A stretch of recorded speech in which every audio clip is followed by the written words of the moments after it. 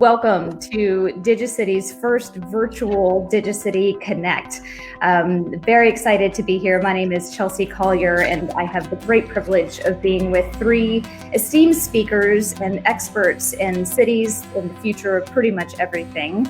Pre-COVID-19 seemed like everyone wanted to move to Austin, and some of the infrastructure, both digital and physical, was starting to strain. If more people are coming to Austin, how are we going to prepare and how are we going to support our city leaders in making the right decisions about what needs to happen, both in a physical and especially related to this conversation, a digital infrastructure? It's about broadband.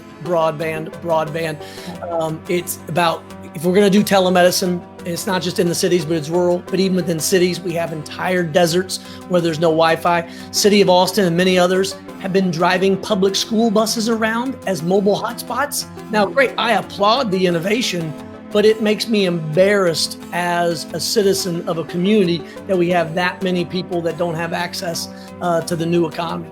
At this moment right now, we could stop and reinvestigate some of these ruts we're in as a society. And I think we have to look to building a kind of flexibility is going to be key. My biggest fear is that we're designing for the 3 months after COVID. And, this is not going to be how it is forever, but we are going to be facing other significant challenges. We were facing them before and perhaps not really acknowledging the weight of them.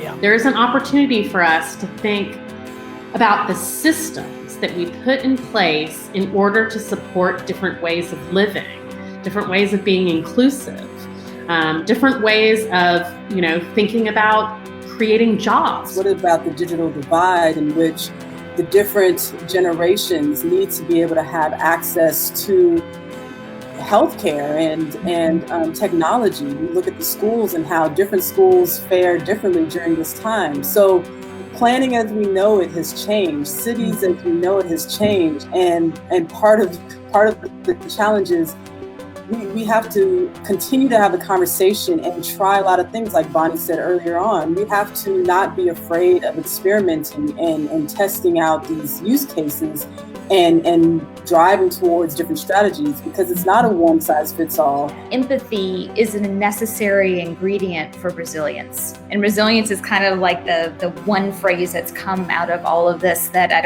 whether it's personal resilience, your business's resilience, or your city's resilience, everyone's having to embrace these new ideas and new things. There is no longer a non-digital business. If you're not embracing digital tools and all the things that comes with that, then you're really not prepared for whatever comes next. So thank you all for paying attention, for listening, for your wonderful questions. Really appreciate you being a part of this. Thank you, Joseph. Thank you, Bonnie. Thank you, Janelle. And before I forget, thank you, Verizon, for being a supporter of this conversation. And really appreciate you as a community partner. So